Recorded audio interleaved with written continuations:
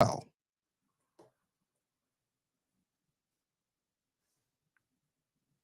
I mean, that's what their statement claimed, that they felt. I mean, you have the statement probably in the tab, right? Um, It just full disclosure, Savvy did some work for Pitchfork. I freelanced for them for almost 3 years, from late 2014 through late 2017. And we'll go into this a bit. Pitchfork, one of the strongest music and news reveals publications over its 30-year online history, is being folded into men's magazine GQ. Owner Condé Nast said Wednesday. Anna Winter, the publishing house's chief content officer and global editorial director of Vogue, emailed a memo to staff. This decision was made after a careful evaluation of Pitchfork's performance in what we believe is the best path forward for the brand so that our coverage of music can continue to thrive within the company, she wrote. Both Pitchfork and GQ have unique and valuable ways that they approach music journalism, and we are excited for the new possibilities together. How much of that is crap? And how much of that is real? Well, I don't understand. I don't really have a conception of how these things work at that administrative level. Judging from, I mean, you and I can read that press release, and because let's see, this didn't say how much they laid people off. They laid a bunch of staff off. Yeah. So with that in mind, it's clear there's going to be a sea change in the whole identity of Pitchfork, and or a paradigm change. They let a bunch of people off, and the response to it on Twitter among several former either people I know of or people I work directly with has been an outcry.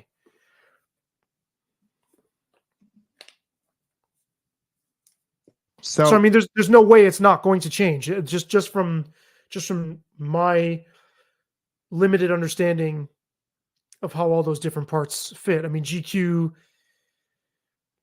it's like they gutted the staff and put this one outlet, which had its own very clearly defined identity, under the auspices of another outlet that has a completely different identity and is in a different. It's not even like it's another music platform. Sure. Right. So they basically just demoted Pitchfork to like a vertical. Yeah. Of GQ.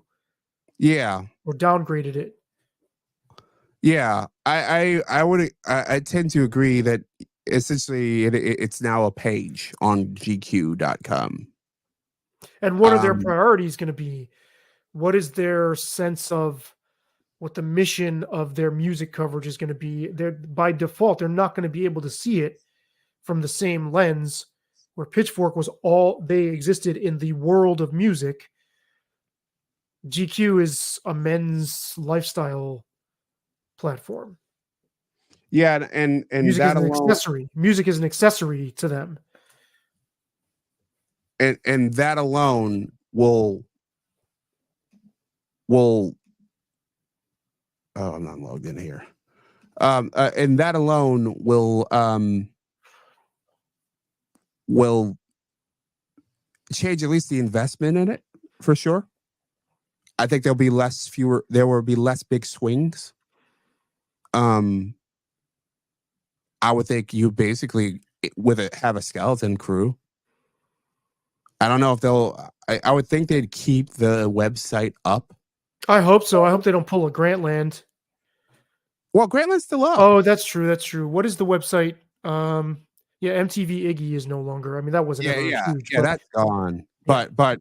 But I think they'll keep it up and they'll probably ride it because like now that nobody will be working there and you're just paying for server space, it'll be just pure profit. Plus, also, yeah, right. I mean, they'll keep getting clicks. I mean, they would be imbeciles to take it down.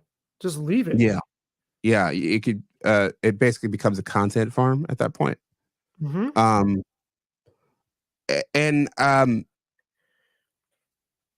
I think what the way this ties into our previous conversation about Sports Illustrated is like what we're having is like these brands in this new world just struggling to find meaning, Mm-hmm. find their footing.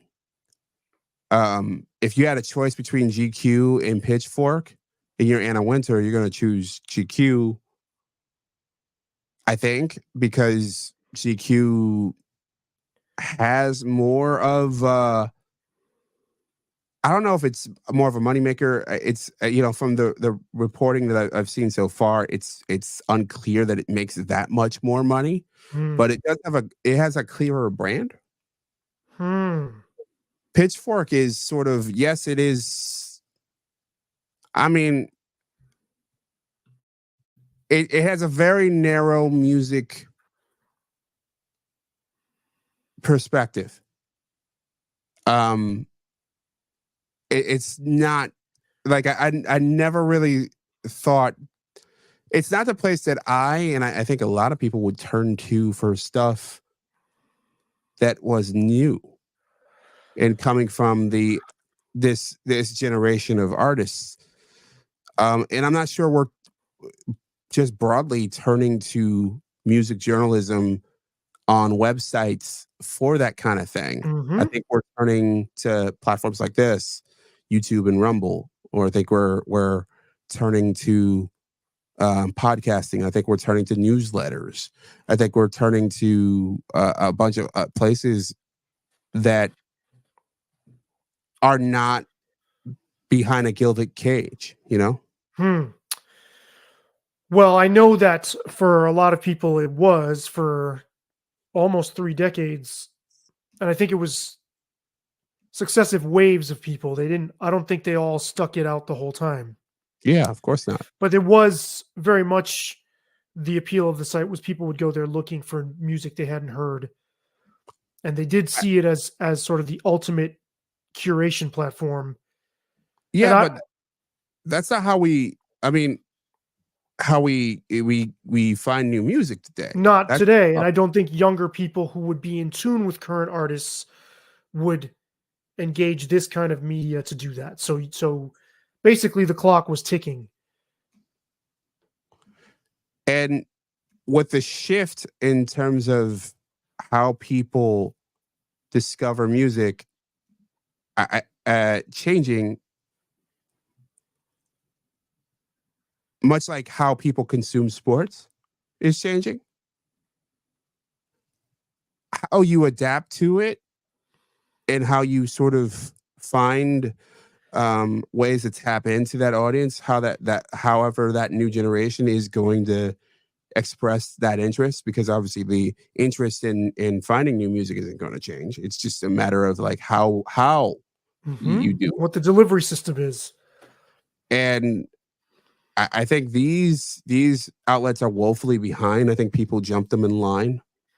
I think in terms of the playlist is way more stronger, a way to find out new acts without people waxing poetically. No offense, TikTok. bro. TikTok is one. Yeah, TikTok is one. Or even YouTube. Your boy Anthony Fantano, Yeah. I mean, I'd be very curious to see what he has to say. I haven't looked it up. But I mean, he existed outside of that system entirely. He did Yeah. not come up in any. I mean, he worked for an NPR affiliate or Yeah. in a local affiliate, but other than that, he built his thing completely on his own. So you're gonna go to my tweets. Yeah. I'd love for you to walk us through it because clearly you have a look in through the into this world and a perspective that I think is at least worth hearing from myself and nearly 6,000 other folks.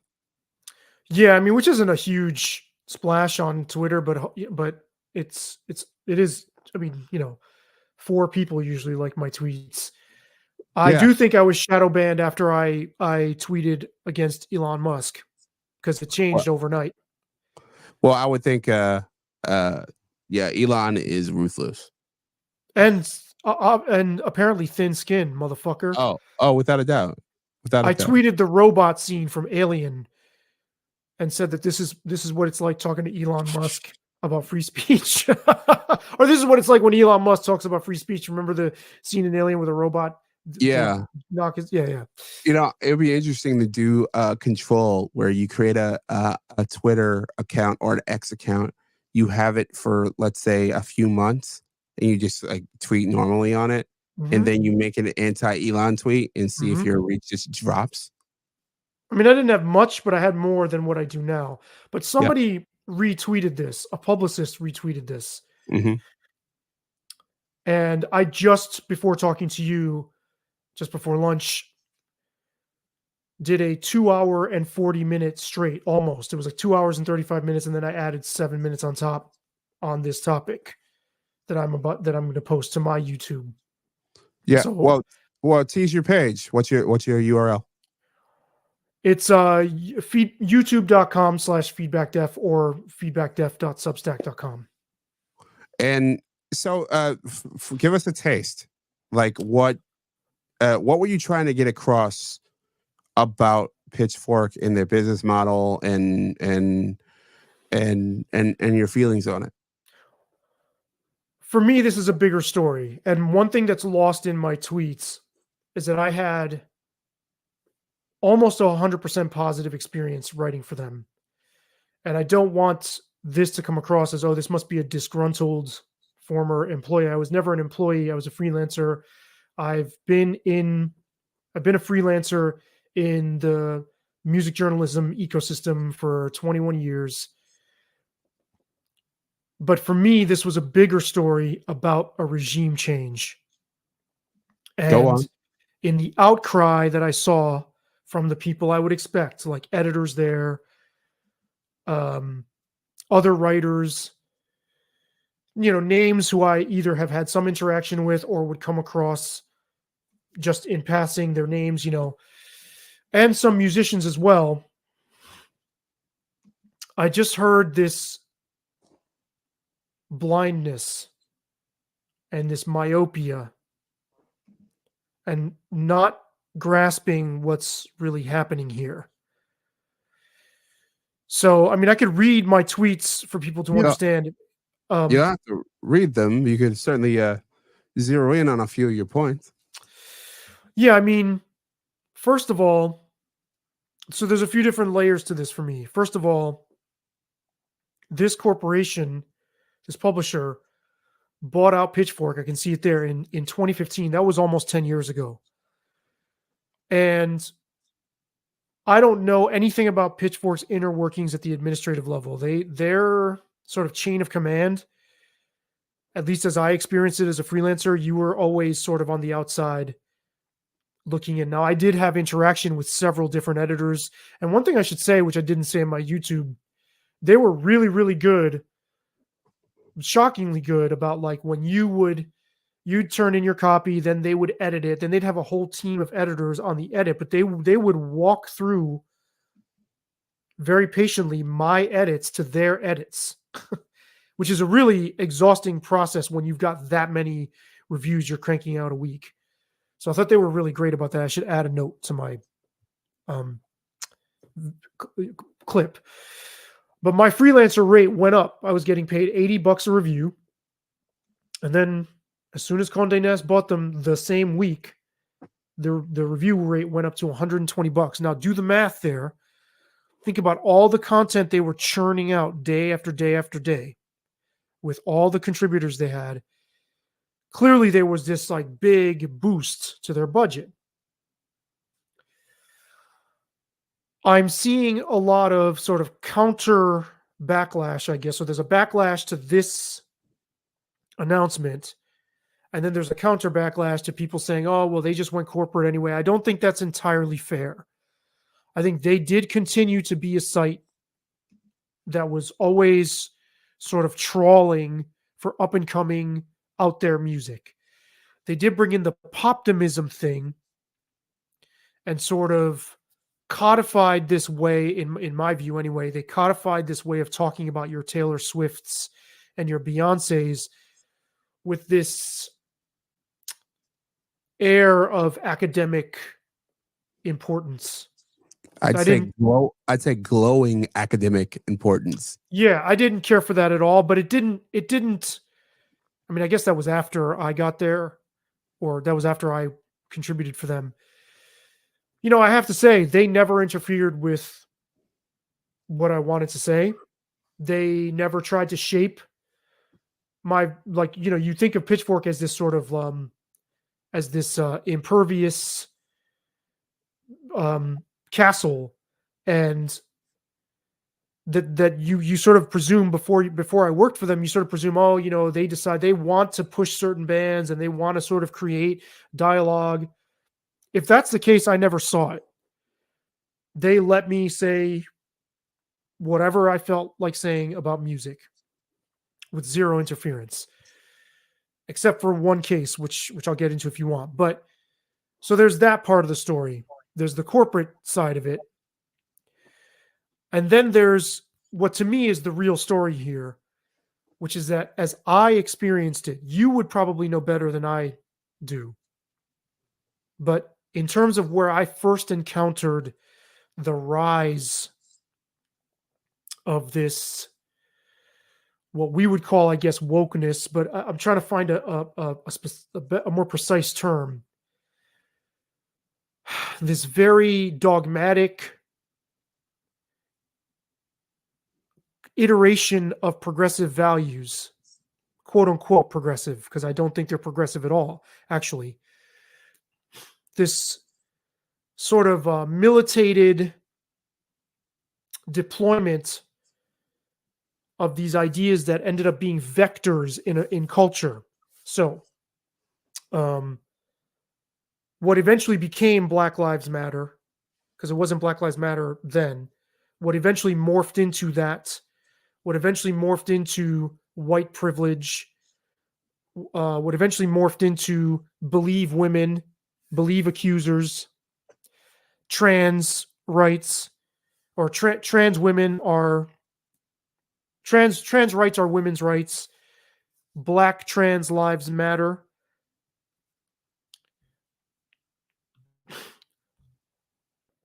I experienced it as Pitchfork spearheaded the normalization of those kinds of that lexicon into pop culture, and then everybody else in media followed them. That may not be like an accurate read on what happened, but that's how I experienced it. They were very much in the lead in pushing a certain social agenda. I started writing for them because I proposed a story on a trans-led extreme metal band where the front woman, Marissa, who was originally Mike, they wrote an album with all these like deviant, violent sexual fantasies, and one of them was that her father kept her, or Mike, when she was Mike Martinez, was singing from the point of view of a kid whose dad keeps him in the closet, keeps a boy in the closet, tucks his genitals between his legs, shaves his skin. So he admitted later, so I think the music is awesome, by the way. This is like some of the most like fucking shocking, fun shit I've ever heard. They had a song about a guy driving around in a van, grabbing girls off the street and electroshocking them, not killing them, and not even sexually assaulting them, but it's called Taser. And this shit is like really like that was what this band was all about. So then Mike gets gender reassignment surgery. They do a second album, and I'm like, damn, this is an interesting fucking story. I propose it to Jessica Hopper, whose name you might recognize. Yeah, of course. From the whole R. Kelly thing. She's kind of, I don't know that legendary is too far to go, but she's in terms of online music journalism, she's a heavy hitter. Yes, for sure. So I pitched this to them, and her answer was almost verbatim. this is exactly the kind of story I'd like to see more of on the site. Mhm. Little did I know that I was basically walking into the beginnings of the culture war, which had already started in academia decades before this. Of course, yeah. This was a sudden flourishing of those kinds of ideas. If you were to ask me to guess, I wonder whether Pitchfork wasn't some kind of beta test for introducing these ideas almost like a virus into mass consciousness. Because after this, we saw the rest of music media follow suit. Although, again, it might not have followed this exact sequence because a lot of these editors go from one place to another. So, Jessica was Yeah. at MTV before Pitchfork, I think, or maybe after. I can't remember exactly how it went down. So there's a lot of cross transference, and there's generally what appears to be a uniformity of sociopolitical orientation. Yeah. I I don't mean to interrupt you, No, but I'm but like I think that's what you're describing, that last chunk. Mhm. I think you're putting that on top of your experience. I think that was happening in a lot of different places. Yes. So, but eventually this spread outwards to all. So first it spread to entertainment media, then all media, then or sports media included. And now it's to the point where you and I will encounter people who draw on this same lexicon, much as Gerard Mayo did, Yeah, of course. and use that as leverage to shut down any kind of dynamic challenge to these points of view. Without a doubt. Pitchfork was also big on driving the we must out male sexual indiscretions, and we're not canceling people. We're not talking about censorship. We're quote unquote holding people accountable. You talking about Me Too? Yes. Well, and even I think their version of it was even a little more high pitched. Okay. But yes, it was part of that.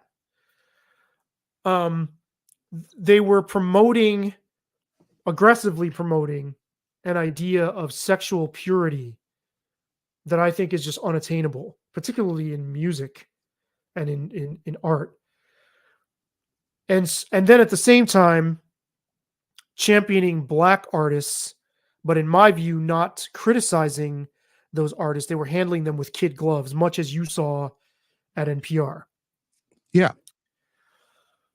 And so what strikes me with this is like, you don't understand, this corporation was funding your side of the culture war, and you guys thought you were winning when you were just serving this, you're basically hood ornaments to a corporation that just wanted to profit from this stuff.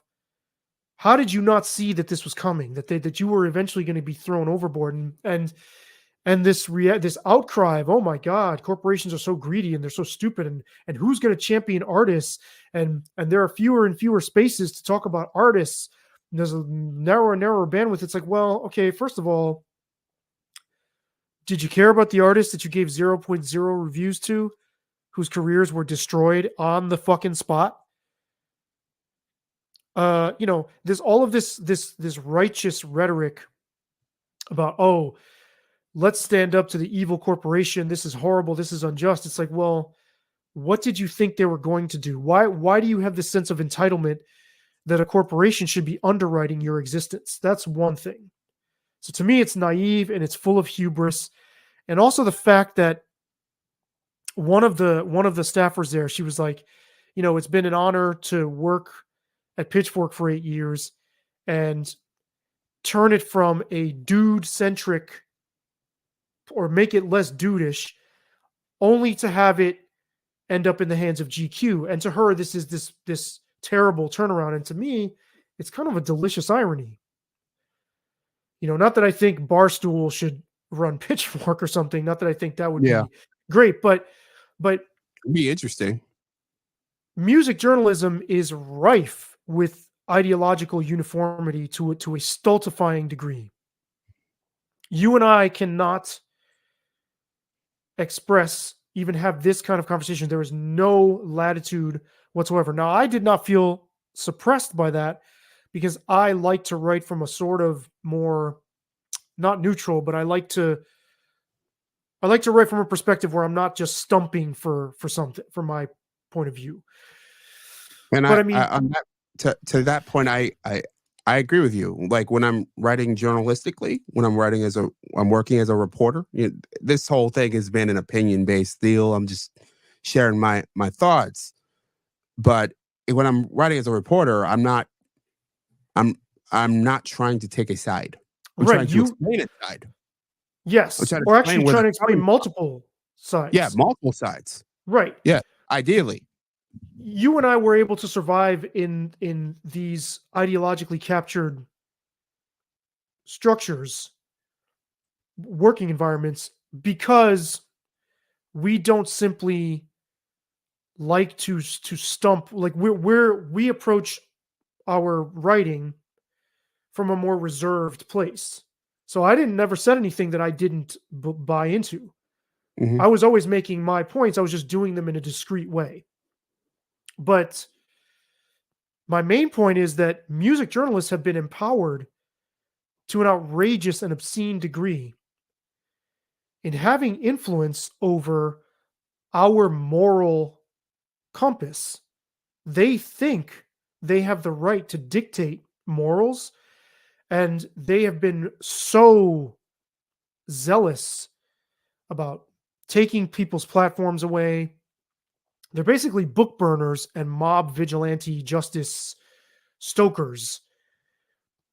And they don't see, like, I'm not hearing any awareness of that. There's just such an utter lack of self awareness. And it's like, yo, you were the new regime.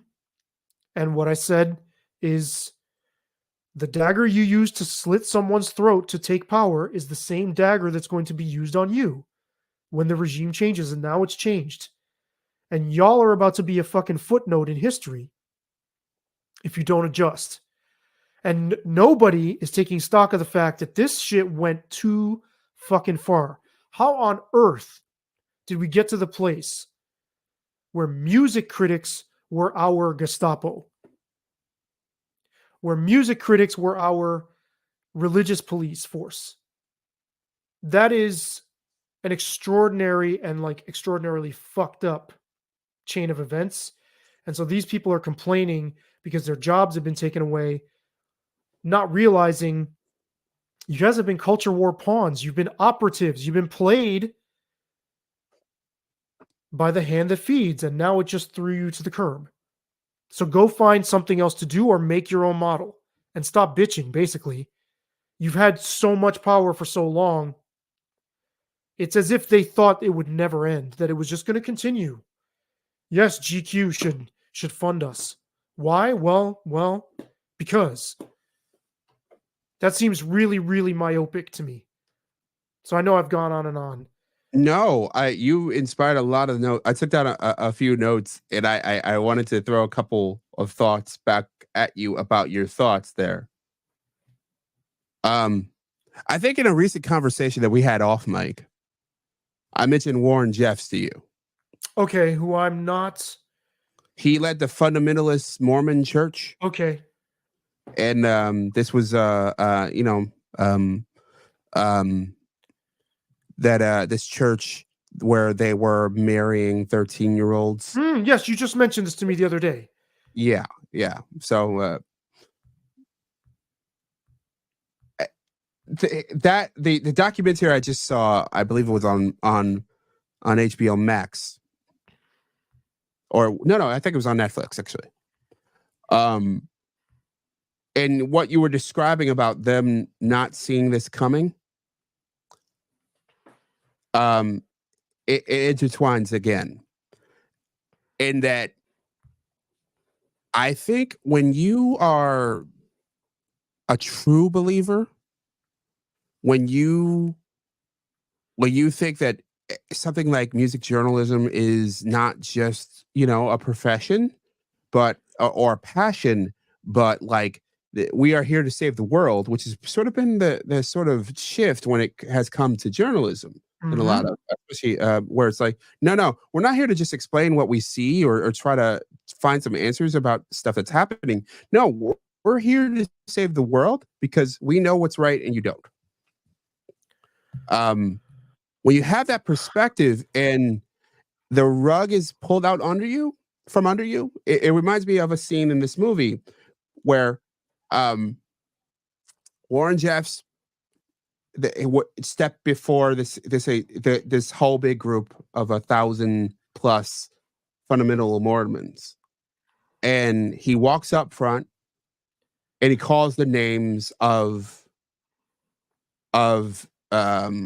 leaders, of husbands, you know, and their of husbands and their Spouses? yes, of husbands, not their spouses, just husbands. These were the most powerful men in this world. The only challengers to their power, his power. He calls them up and he tells their wife and family that these men are no longer your fathers. Mhm. Mhm. And Typical cult just move. like and just excommunicates them. And when you hear the people in this series, this short run series, talk about this, it was like they felt that they were helpless. They felt that, hey, this system had taken care of them. Mhm. They had fed them. They were close to the prophet. They were getting close to Zion. They were they were going that everybody was going in the right direction. They thought it was kooky at the time, but they felt like, hey, like this is what the prophet wants. We're gonna give the prophet what he wants. And they helplessly watched this go down. And while I don't think that these music journalists are as extreme as that, They're close. They're close. They're a lot closer than they would ever even imagine. And I did compare that I world to a cult. And I did compare the psychological exploitation of the fear of being ostracized to a cult. That is textbook organized religion 101. They don't see it that way. They mean well. They think they're doing the right thing.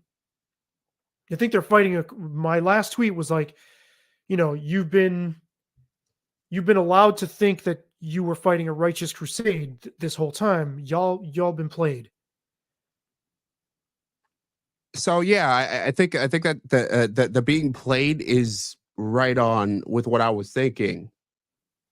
There's another thought that you said in a question that I'll follow, uh, that I think I'd like to end with. But first, You can you said, show sorry. First, can you yeah, show the response I got that Simpsons meme? I think that yeah. means that the guy wants to change seats because I'm about to get blown to bits in response. Yeah, give me a minute. Give me a moment. I'll make sure we can share this.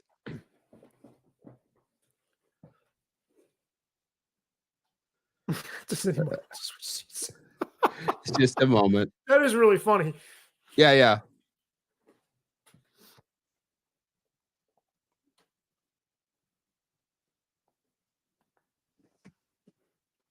All right. I'm gonna share my screen again.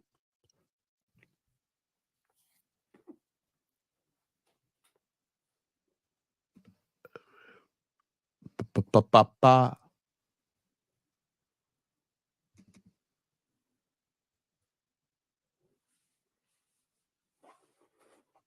Come on, StreamYard. Don't fail me now.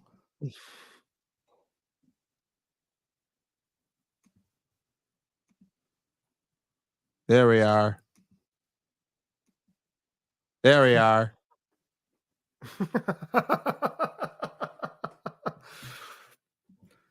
Yeah. I think Um, that's what that was intended to like, dude, you're about to get fucking to me. You're about to get blown up. Or maybe that incoming missile thing is what Yeah. I tweeted. But I don't think that's what was meant here. So the other note I took was you mentioned that the regime has changed. It's changing. Yeah. The writing on the wall. I don't think that's what's happened. Okay. I think the economic reality has. I was just going to say, you see this as just a market forces story. Absolutely. I don't think like I had a very interesting conversation that I'd love to talk to you off mic about recently. And with a former media executive. Excellent resume, involved with some giant shit. And he was saying that media companies don't care what the content is. They care that it solves a problem for them. But see, where this is a regime change, I think, is that the media ecosystem is no longer by default supporting these viewpoints that were once championed and propagated by some of their most prominent broadcast towers, at least in this area. So now if music journalists go and create their own co-op model, they're going to largely be preaching into an echo chamber. Yeah. I think I don't think the symbolism of this ending up with GQ is just purely symbolism. I think the iron grip that this ideological fervor has had, at least in terms of music criticism or music media, is changing, because you got more YouTubers now who just aren't necessarily paying lip service to this stuff, or they're kind of sidestepping it, right? Sure. So I do think something is shifting. I do think something is shifting. I think that when there's less money, free money just sloshing around, there's less room to just embrace your political ideology with every step. You need to produce news has news used to be a loss leader. And then it became a highly profitable sector. And now we're back to lost leader land for most brands. Most news, it's like you're not making a ton. And I think that the vanity projects, and I don't think Pitchfork was always that, but I think to a Condé Nast, they might see it that way. When Pitchfork was standing on its own 2 feet, probably not so much. But to a Condé Nast, who's got a much bigger catalog, they have much more valuable IP that they are leveraging in different ways, and that they think the potential to leverage are bigger. Since Pitchfork did never totally reach that, Rolling Stone possibility pinnacle, that I thought that I at one point, I think you did, thought it would end up being. Probably just because of the time it came up in. I think if it came up 10 years earlier, maybe it does. But it emerged when it emerged. So it didn't quite reach that plateau. I think that Anna Wintour and the folks over at Condé Nast are like, hey, this is not reached this level. We're paying all these people. Yes, we're paying them a bit more, and that's great. But the reach that we get out of this just isn't worth, the juice isn't worth the squeeze. We could have allowed them to run amok and preach their philosophy on whatever, and we probably agree with it. Well, it was socially expedient for them to do it because, I mean, they get sort of brownie points as a corporation for virtue signaling. Until it gets to the point where, like, hey, we got bigger problems. And that's where you get swatted like a fly.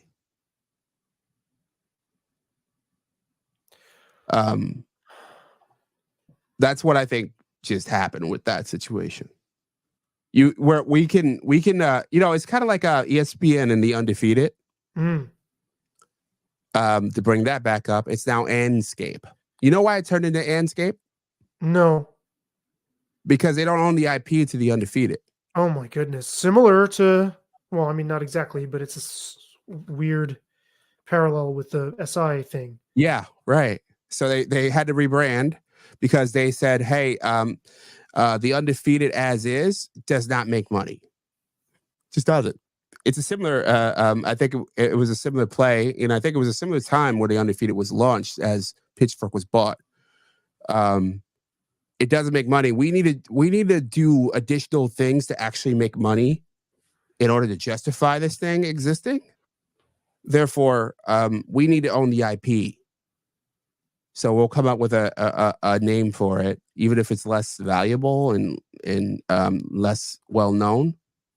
And then we can exploit it to make money in a bunch of different ways, whether it's merch or it's having festivals and charging people ridiculous amounts of money to watch other people speak and that kind of thing. The kind of thing that New York Times does, CNBC does, a bunch of other people do them too. Axios does them. They're Juggalo events.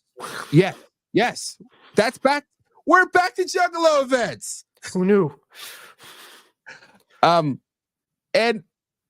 I guess, and all this brings me to my last question for you on Pitchfork is, do you think it's even possible to have a Pitchfork now knowing that this is what the owners who are seeing the books of Pitchfork have decided to do? That no, you are not your own thing. We don't think you're self-sustainable. No, you're going to be a page on GQ.com, and maybe we'll give you a couple articles in the hardcover version. Is it even possible to have a Pitchfork now as it was? Well, I don't know. What's your gut say? My guess is that yes, but it'll be something totally different. I think we're already moving into uncharted territory. And by the way, you and I are late to the YouTube party. That's going to get severely regulated. I mean, it already is, but we're at the mercy of that. Anybody on YouTube, content creator, they can just on a whim do whatever the fuck they want. So there's always going to be a new uprising. By the way, I think that American music journalists should seriously consider the overseas market for blogs, because I had a Zoom meeting with a couple of guys who started a music platform in India. I think they were in Bangalore. And they were saying that they have lots of people throughout India who are willing to write a short record review for the equivalent of $5 American. And he said, I know that sounds really low, but like somebody in our economy can do very well for a week, off of what we're paying them. Sure. And he said that there were lots and lots of he hinted that there were like hundreds of people who were eager to write about music. And I had this flash, and I told them, I was like, yo, let's invent the blogosphere 2.0, but in South Asia. Mm-hmm. And they were like, we don't really feel like we have the resources, but I'm chomping at the bit for that to happen, because I mean, who's to say that it couldn't? Yeah. But as far as here, I think it's going to be a different medium. We're already seeing how much music discussion on video has taken off.